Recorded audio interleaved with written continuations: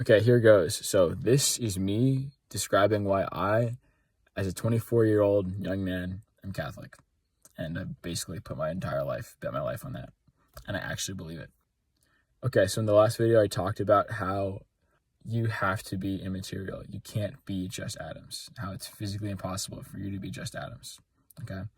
Now, in this video, I will talk about how that gets us to something like God. We can call it the universe, you can call it whatever you want. But there has to be something kind of like God. And I'm going to go over that, how we absolutely know this for sure. So if we already know, as we saw in my last video, that you have to be immaterial, then we know that something immaterial must exist. Because I know that I exist and I'm immaterial somehow or other, because I'm conscious.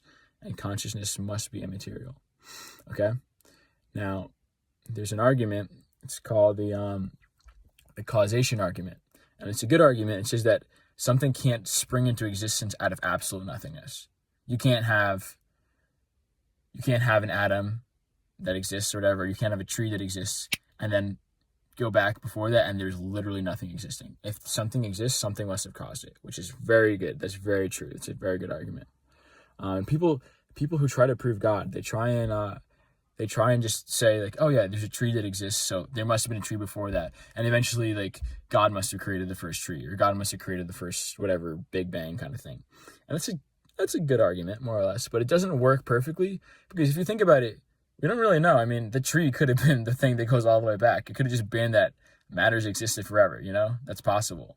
But there's one thing that we know for sure has not existed forever, and that's my fucking head.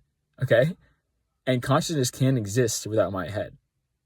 So consciousness somehow popped into existence into a bunch of random marbles floating through space out of nowhere, out of absolute nowhere. Because if you go back a billion years, the only thing that actually exists is a bunch of lava and stars and galaxies bouncing into each other. You go back, whatever, 10 billion years, you have a Big Bang. Obviously, there's no brains.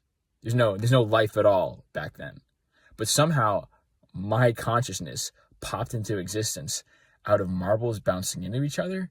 What the fuck? That does not make any sense. Think about that, okay? So, even if matter doesn't need God to have caused it, or not, forget God, doesn't need something outside of it to have caused it, my consciousness does. Isn't that crazy? That's actually crazy. Okay. In the next video, I'm going to say how